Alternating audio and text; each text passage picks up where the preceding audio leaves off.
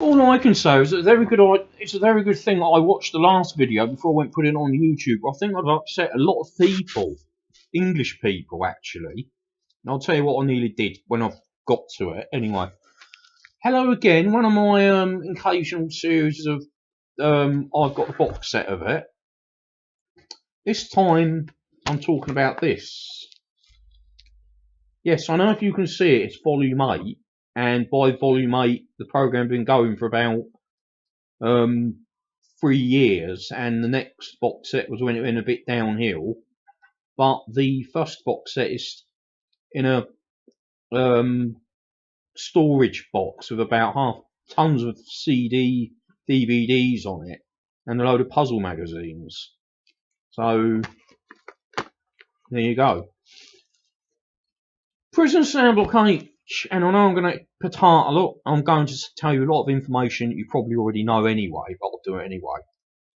So you know, if you haven't, I'll do it, so you don't have to go poking through the internet to find out. Prison Cell Block H started in Australia, should I say, in 1979. But I think I heard somewhere that they started making it very early, 1978. And this person also told me that in Australia, they make a program before they show it, about a year before they show it.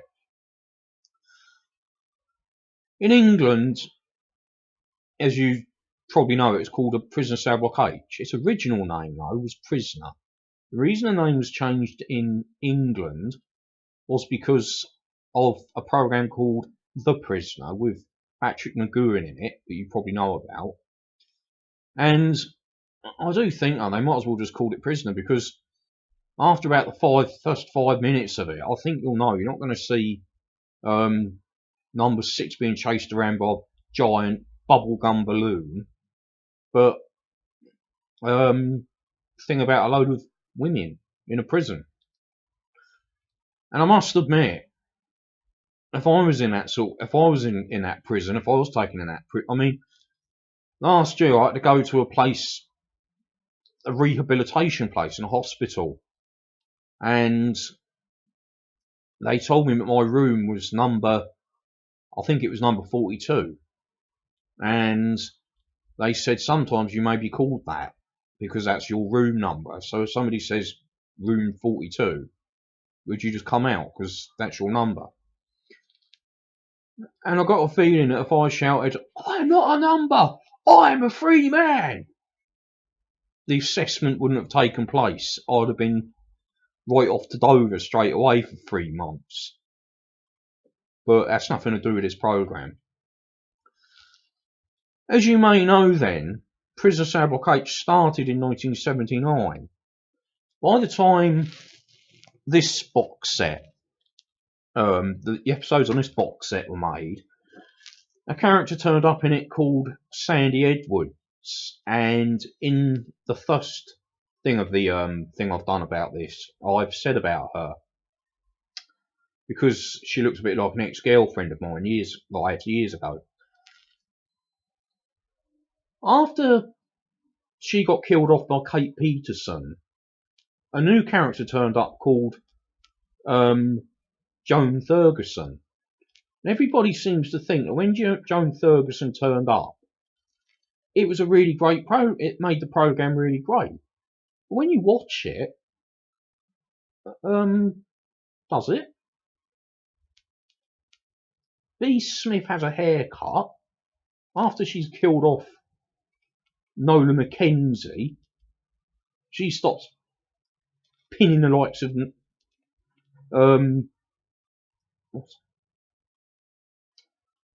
Daphne against the wall and telling her that she's the top dog and she better not regret it, but she better not forget it.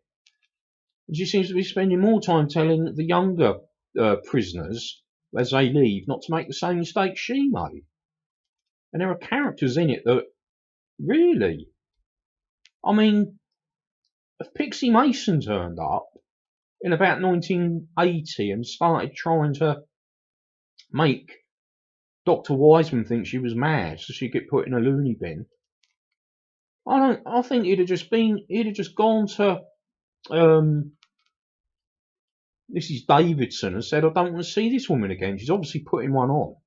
And then she'd be shunted off the Barnhurst. And another thing, there was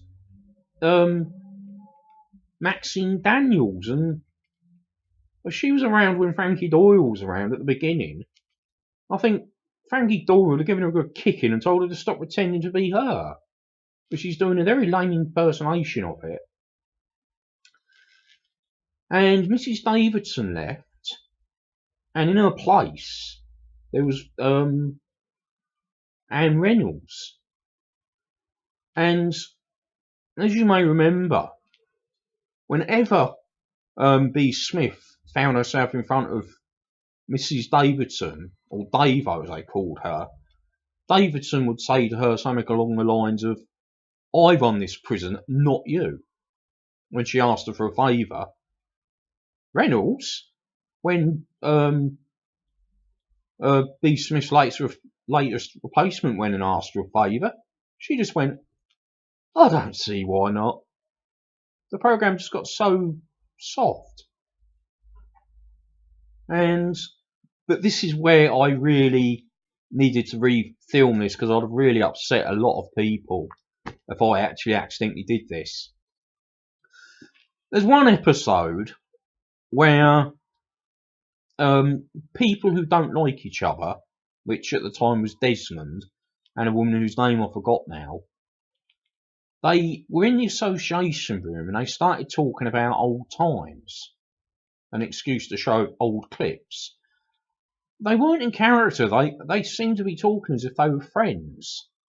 When I did this in my original video, this is where I buggered up, I was talking about the last episode of Dad's Army, where they all raise a cup and say, to the home front, but because they all do it out of character.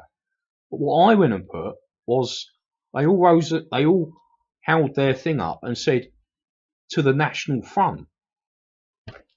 And Dad's Army was a program about the Second World War, people trying to protect the country, as you may remember, if you're in England. It wasn't a program set in 1970 about a group of people trying to keep black people out of the country, as they probably referred to them as niggers or wogs. So that is my feelings on the program. Have a nice day. Goodbye and thank you.